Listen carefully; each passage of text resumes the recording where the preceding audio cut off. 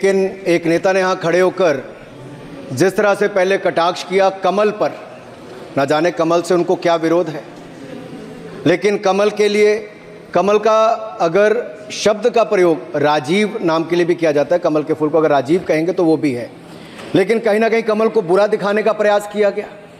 अरे भाई, ये बात सही है कि हमारा चुनाव चिन्ह कमल का फूल है और जनता ने तीसरी बार लगातार हमें सत्ता में बिठाने का काम किया है,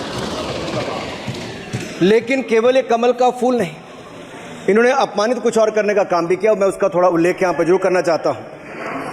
ये कमल, इससे जुड़ा हुआ नाम राजीव भी है, और राजीव आप जानते हैं किसका नाम है, आप सब जानते ही हैं। तो क्या उनको भी बुरा समझते? क्योंकि इन्होंने राजीव को हिंसा के साथ जोड़ने की बात कही, कमल को हिंसा के साथ जोड़ने की बात कही। लेकिन मैं कहना चाहता हूँ, माँ लक्ष्मी का आसन भी कमल है, हमारा राष्ट्र पुष्प भी कमल है, और जिस पद्मासन मुद्रा में सिंधु सभ्यता में भगवान शिव की पशुपति नाथ के रूप में मूर्ति मिली थी, लोकमान्य तिलक पद्मासन मुद्रा में ही समाधिलीन हुए थे। आप कहते हैं कमल के चारों तरफ हिंसा है। आप कमल का अपमान नहीं कर रहे, आप बल्कि महायोगी भगवान शिव, भगवान बुद्ध और लोकमान्य तिलक जैसे महापुरुषों का अपमान कर रहे हैं। इसलिए अगली बार कमल के बारे में बोलने से पहले थोड़ा सोच कर बोलिए कि आप किस किस का अपमान कर रहे हैं। और केवल रील के नेता मत बनिए, मीम्स आपकी खूब बनती है। रियल नेता बनने के लिए सच बोलना पड़ता है। और सर, कुछ लोग एक्सीडेंटल हिंदू हैं और महाभारत का ज्ञान भी एक्सीडेंटल है। और उस नेता के अलावा और कौन नहीं जानता कि महाभारत में अभिमन्यु का वध 7 महारथियों ने मिलकर किया था। जयद्रथ, दुर्योधन, दुशासन, कर्ण, द्रोणाचार्य, कृपाचार्य और शकुनी। लेकिन राहुल जी ने कभी महाभारत, शायद, अब मुझे तो पता नहीं, पढ़ा भी नहीं, पर देखा भी नहीं होगा शायद सर, मुझे लगता है अंकल सैम ने लिख कर दिया होगा, अंकल सोरोस ने लिख के दिया होगा, कहीं से पर्ची बनकर आई होगी और कूल डूड बनने का प्रयास किया होगा। मैं इतना ही कहूंगा, कल जो चक्रव्यूह में फंसाने की बात कर रहे थे, वो कर्ण को करना कह रहे थे, कृपाचार्य जी को कृपचाय बोल रहे थे। चलिए छोड़िए उसको। अध्यक्ष जी, कल तो ऐसा लग रहा था सदन के अंदर महाभारत पर इतना सारा ज्ञान दिया गया कि एक समय ऐसा लगा BR चोपड़ा के महाभारत के धारावाहिक का संगीत गूंजने लगा हो। और कहीं ना कहीं उन्होंने एक बार महाभारत पढ़ने के लिए फिर प्रेरित किया। मगर इस बार महाभारत पर मैंने एक नई पुस्तक पढ़ी जो उनकी पार्टी के विद्वान सांसद, जो इस सदन के सदस्य भी हैं, उन्होंने लिखी है, और उस पुस्तक का नाम है The Great Indian Novel. Rahul ji को अगर महाभारत और चक्रव्यूह के विषय में विस्तृत जानकारी लेनी है तो अपने उस सांसद से वो संपर्क कर सकते हैं। और मैं बताऊंगा, शशि थरूर जी ने, शायद वही राहुल गांधी जी को बता दें या बताएंगे, नहीं तो मैं बता देता हूं कि आपने महाभारत और भारत के स्वतंत्रता संघर्ष को मिलाकर जो उपन्यास लिखा है, उसके पात्र कौन कौन है। इस उपन्यास में धृतराष्ट्र के रूप में किस नेता को दिखाया गया है, कौरव किस पार्टी को कहा गया है, इस उपन्यास में प्रिय दुर्योधनी कौन है। जब राहुल जी को इसका पता चलेगा तो मुझे लगता है कहीं ना कहीं शशि थरूर जी पर कार्रवाई ना हो जाए। लेकिन क्या है साहब, ये लोग तो संविधान दिखाते थे, पढ़ते नहीं थे। मैंने उस दिन पूछ लिया कितने पन्ने होते, तो वो भी नहीं बता पाए। मैंने उसके बाद पूछा कि ये जो आप संविधान की कॉपी लेकर चलते हो, इसका प्रीफेस पढ़ा है, इसका फॉरवर्ड पढ़ा है, इसकी प्रस्तावना किसने की है। के वेणुगोपाल जो सॉलिसिटर जनरल इनकी सरकार के समय भी रहे होंगे, सीनियर एडवोकेट हैं, या गोपाल शंकर नारायण जो सीनियर एडवोकेट हैं, उन्होंने उसकी प्रस्तावना की थी। और प्रस्तावना में लिखा था कि कैसा काला अध्याय वो इमरजेंसी का समय था संविधान जो डॉक्टर B.R. अंबेडकर जी ने दिया, अगर ये नहीं दिया होता तो आम जनमानस को अपने अधिकारों का पता भी नहीं लगता। लेकिन इन्होंने तो उसको पढ़ा ही नहीं था, लेकिन केवल कॉपी दिखा रहे थे इतने दिनों से साहब। ऐसे ही महाभारत पर भी ऐसी हालत लग रही है। और मुझे लगता है, और नहीं तो गूगल दादा तो थे, इनसे पूछ लेते। आप क्या करते हो साहब, साथियों को बताया करो। सर, इस उपन्यास के, माननीय सभापति जी, इस उपन्यास के मुताबिक जिस पार्टी के सर्वे सर्वा आप हैं, उस उपन्यास के वही कौरव पार्टी है। मैं अपनी तसल्ली के लिए कुछ पंक्तियों को यहां उद्धृत कर देता हूं। मैं कोट कर रहा हूं सर, पेज नंबर 245 से। The India of which Dhritarashtra assumed the leadership on 15th August 1947 had just been through a cathartic process of regeneration, another stage in this endless cycle. अब 15 अगस्त 1947 को प्रधानमंत्री के रूप में मोदी जी तो नहीं थे, और ये कह रहे हैं कि जिन्होंने 15 अगस्त 1947 को उस समय वो सत्ता ली थी, वो धृतराष्ट्र थे। तो धृतराष्ट्र किसको कहा गया? धृतराष्ट्र को किसको कहा गया? अब आपने मुझे बांध रखा है। कल स्पीकर ने कहा है, स्पीकर महोदय ने कहा कि उस समय के लोगों का नाम नहीं लेना। तो प्रथम प्रधानमंत्री जी को धृतराष्ट्र मैंने नहीं कहा, इनके अपने ही सांसद ने अपने ग्रेट इंडियन नोवेल में कहा है। शशि थरूर जी कहाँ हैं? कहीं छिप तो नहीं गए? आज शो कॉज हो सकता है। फिर देखिए प्रिय दुर्योधनी और धृतराष्ट्र के विषय में क्या लिखा है। I quote from page 293। In Delhi, blind Dhritarashtra ruled with Priya Duryodhani by his side, and he pledged the nation not so much to the gas and hot water of his Fabian preceptors, but to smoke and steam of the modern industrial revolution. Their ancestors had denied this country. Sir, ये सबको पता है कि इस देश के एकमात्र Fabian Samajwadi कौन थे, और ये फैबियन समाजवादी कौन थे उसके बारे में किसी और ने नहीं, आपके ही सांसद ने लिखा है। अरे वाह, इसमें तो आगे इमरजेंसी की चर्चा भी है, और जिसे इंदिरा गांधी जी ने थोपा था। और इमरजेंसी किया है। स्वागत दादा, you are not Shashi Tharoor, please.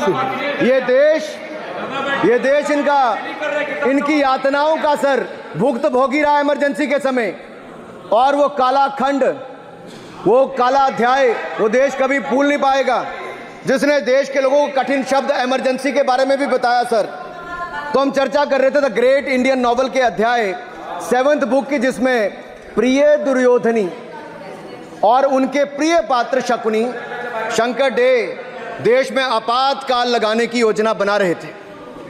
Sir, मैं पढ़ता हूं कि शकुनी ने क्या कहा। I quote, what you could do now is to declare an internal siege, a grave threat to the stability and security of the nation from internal disruption। जिस book को आप कोट कर रहे हैं उस बुक को आप सबमिट कर दीजिए। मैं कर दूंगा साहब, एक कॉपी आपको भी भिजवा दूंगा साहब, एक टेबल पे भी रख दूंगा। So what you could do now is to declare an internal siege, a grave threat to the stability and security of the nation from internal disruption. No one has ever defined the permissible procedures under an internal siege, which leaves it to more or less up to us to define them, Shakuni added. And the next, sir, from page 366, I quote, not to mention censorship of the press hai? Not to mention censorship of the press, which is nowhere explicitly ruled out in the Constitution. Suspension of certain fundamental rights, free speech, assembly, and that sort of things, and measures to put up the judiciary in their place. Said Shakuni. Sir, ये किसी और ने नहीं। और मैं कहना चाहता हूँ सर, माननीय अनुराग जी, एक किताब गौरव जी को भी भिजवा दीजिए। मैं कॉपी गौरव जी को भिजवा दूंगा सर। सर, इसमें जिनकी मैं बात कर रहा हूँ वो हमारे उस समय की प्रधानमंत्री थी, जिन्होंने इमरजेंसी लगाई थी। एक नेता की स्वर्गीय दादी जी भी हैं, और मैं उनके नाम के आगे प्रियदर्शनी भी लिखा जाता था, और उन्होंने इमरजेंसी लगाई थी। लेकिन माननीय सभापति जी, मैं कहना चाहता हूं दुशासन और दुर्योधन दोनों बहुत ही दुष्ट और बदमाश हो सकते थे, लेकिन उन्होंने भी कभी इमरजेंसी नहीं लगाई थी। दुशासन और दुर्योधन दुष्ट भी हो सकते हैं, दुश्मन भी हो सकते हैं, बदमाश भी हो सकते हैं, लेकिन उन्होंने भी इमरजेंसी नहीं लगाई थी। सर, पूरे उपन्यास में 74 बार कौरव और कौरव पार्टी की चर्चा हुई, हर एक में कांग्रेस का चरित्र झलकता है। राहुल जी सदन में हजारों साल पूर्व हुए महाभारत की कहानी सुना रहे थे, मगर उनकी अपनी पार्टी के पढ़े लिखे एक विद्वान पूर्व मंत्री और सांसद आज के महाभारत की कहानी लिखते हुए बताते हैं कि कौन कौरव था, कौन शकुनी था, कौन धृतराष्ट्र था, कौन दुशासन था, कौन दुर्योधन था, कौन कर्ण था। जरूर पढ़िएगा, सबके किरदार उसी में मिलने वाले हैं। और शायद जिस समय शशि थरूर जी लिख रहे थे उस समय आपका टैलेंट उनको पता नहीं था, नहीं तो 100 पन्ने तो आप पे ही लिख देते साहब। आप चाहते कार्रवाई हो जाए। माननीय सभापति जी,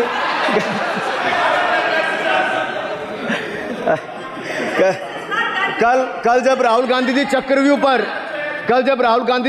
पर बहुत ज्ञान दे रहे थे तो पीछे दो लोग, कुमारी शैलजा जी और दीपेंद्र जी, बैठकर मुस्कुरा रहे थे। अब शायद राहुल जी वो पीछे हंस तो रहे थे, लेकिन आप एक बात जरूर कर लीजिए, चक्रव्यूह के परिप्रेक्ष्य में इन दोनों से बेहतर कौन बता सकता है हरियाणा के चुनाव आने वाले हैं। जान लीजिए कि कौन शकुनी है और कौन अभिमन्यु है, नहीं तो बहुत देर हो जाएगी।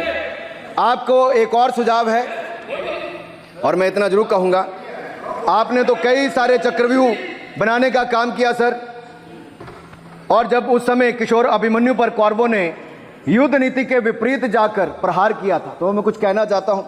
इतने में पुत्र दुशासन ने पीछे सा था वार किया, निष्प्राण हुए एक गदा से सिर पर था प्रहार किया। मां धरती की गोद में वह आंख मूंद कर सो गया, अंबर का तेजस्वी तारा धूमकेतु सा खो गया, लेकिन कोई तारे का तेज फीका नहीं कर सकता। वीर गति पाकर अमर हुआ हो कभी नहीं मर सकता है। पुत्र सुभद्रा कुरुक्षेत्र में जिसकी अमर कहानी थी, 9 माह में सीखी विद्या जब 16 साल जवानी थी। अब उस अभिमन्यु को जिसने सारे चक्रों को तोड़ने का काम किया, मैं इतना ही कहूंगा, चक्रव्यूह का प्रसंग छोड़कर आपने अच्छा किया। बहुत सारे चक्रव्यूह देखे हैं, कांग्रेस का चक्रव्यूह सात किरदार में बताता हूँ।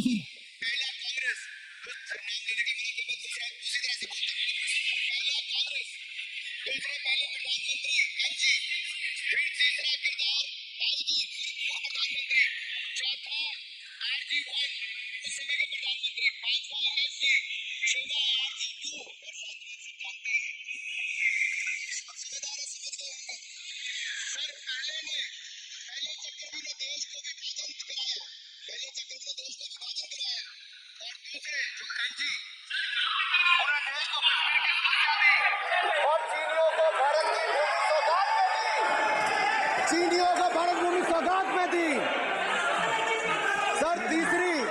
तीसरे चक्रव्यूह आईजी ने, पूर्व प्रधानमंत्री आईजी ने देश को आपातकाल दी, इमरजेंसी दी, और पंजाब में अशांति दी।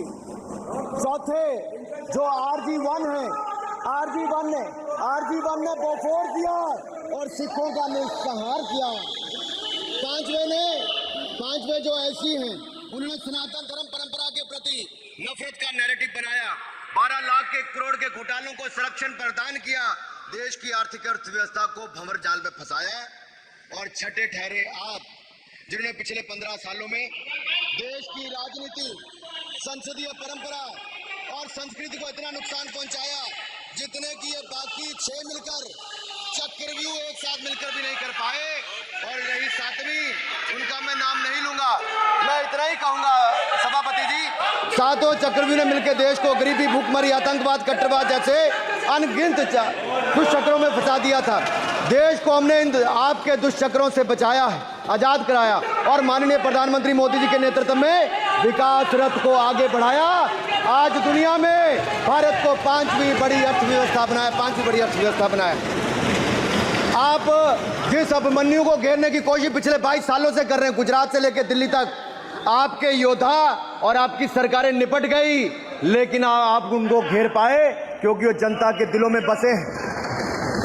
आज यहाँ 293 अभिमन्यु बैठे हैं, भले ही आपके पास करण जैसे धुरंधर हो, शकुनी जैसे कुटिल रणनीतिकार हो, धर्म हमारे साथ है, धर्म हमारे साथ है।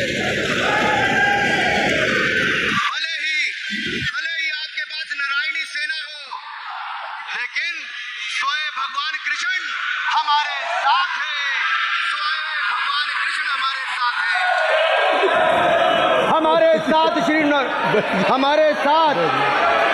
हमारे साथ श्री रघुनाथ तो किस बात की चिंता शरण में दिखाया। माननीय सभापति जी, हमारे साथ श्री रघुनाथ तो किस बात की चिंता शरण में रख दिया जब मात, तो किस बात की चिंता। हमारे साथ तो जनता रूपी रघुनाथ है और आगे भी रहने वाला है।